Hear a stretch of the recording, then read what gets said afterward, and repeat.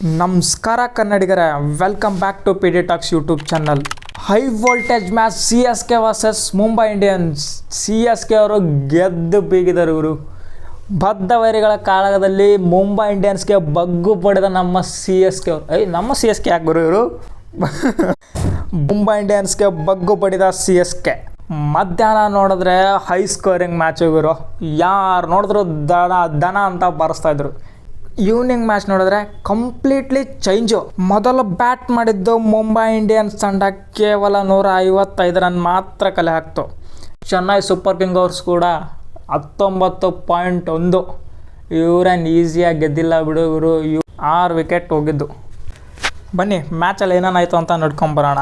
Toss ಗೆದ್ದು CSK ನಾಯಕ Ruturaj Gaikwad choose ಮಾಡಿದ್ದು ಬೌಲಿಂಗು. ಅಲ್ಲಾಗರು ನಿನ್ನೆ ಅಲ್ಲಿ ಹಾರ್ದಿಕ್ ಪಾಂಡ್ಯ ಮತ್ತು ನಮ್ಮ ಬೂಮ್ರಾ ಇರಲಿಲ್ಲ.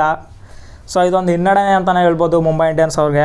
2 ಮ್ಯಾಚಲ್ಲೂ ಎಲ್ಲ ಟೀಮ್ಗಳಿಂದ ಒಳ್ಳೆ ಸ್ಟಾರ್ಟ್ ತೊಗೊಂಡ್ರು. ಆದರೆ ಮುಂಬೈ ಇಂಡಿಯನ್ಸಲ್ಲೇ ಫಸ್ಟ್ ಓವರಲ್ಲೇ ವಿಕೆಟು. ಮಾಜಿ ನಾಯಕ ರೋಹಿತ್ ಶರ್ಮಾ ಶೂನ್ಯ ಸುತ್ತಿ ಮನೆಗೆ ಹೋಗ್ತಾರೆ.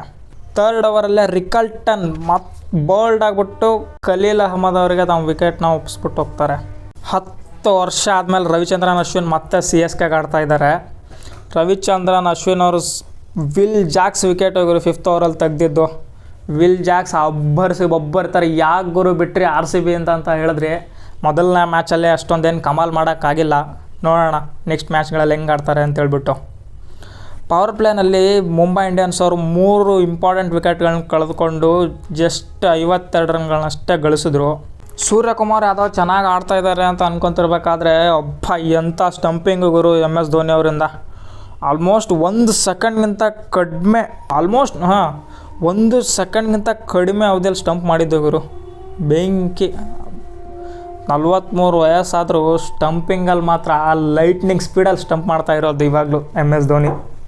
ಅಲ್ಲ ಗುರು, ಮುಂಬೈ ಇಂಡಿಯನ್ಸಲ್ಲಿ ಒಬ್ಬರು 30+ ಸ್ಕೋರ್ ಹೊಡಲಿಲ್ಲ. ತಿಲಕ್ ವರ್ಮಾ ಒಬ್ಬರು ಬಿಟ್ಟರೆ ಅವರು ಜಸ್ಟ್ 31 ಹೊಡೆದಿದ್ದು ಅಷ್ಟೇ.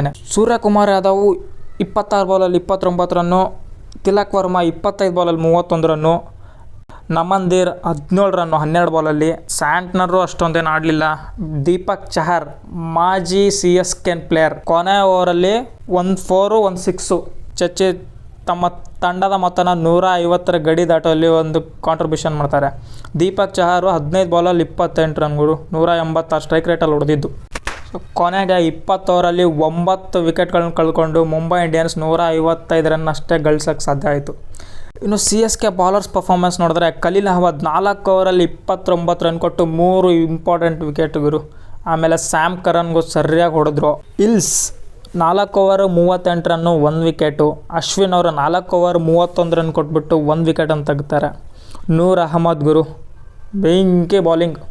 ಮುಂಬೈ ಇಂಡಿಯನ್ಸ್ನ ಕಟ್ಟಾಕಿದ್ರು ಅಂತಲೇ ಹೇಳ್ಬಾರ್ದು. 4 ಓವರಲ್ಲಿ ಕೇವಲ 18 ರನ್ ಕೊಟ್ಟು 4 ವಿಕೆಟ್ ತೆಗೆದಿರೋದು 4.5 ಎಕಾನಮಿಯಲ್ಲಿ. ಅದ್ಭುತ ಬೌಲಿಂಗ್ ಅಂತಲೇ ಹೇಳ್ಬೋದು. 156 ರನ್ಗಳ ಟಾರ್ಗೆಟ್ನ ಚೇಂಜ್ ಮಾಡೋಕ್ಕೆ ಓಪನರಾಗಿ ಬಂದಿದ್ದು ರಾಹುಲ್ ತ್ರಿಪಾಠಿ ಮತ್ತು ರಚಿನ್ ರವೀಂದ್ರ.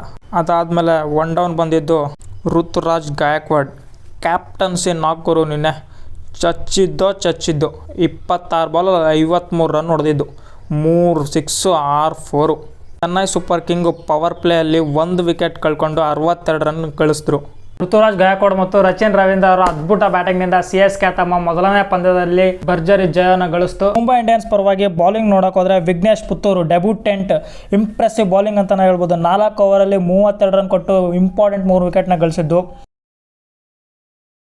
ಅದಾದಮೇಲೆ ವಿಲ್ ಜಾಕ್ಸ್ ಮತ್ತು ದೀಪಕ್ ಚಹರ್ ತಲಾ ಒಂದೊಂದು ವಿಕೆಟ್ ತಗೊಂಡ್ರು.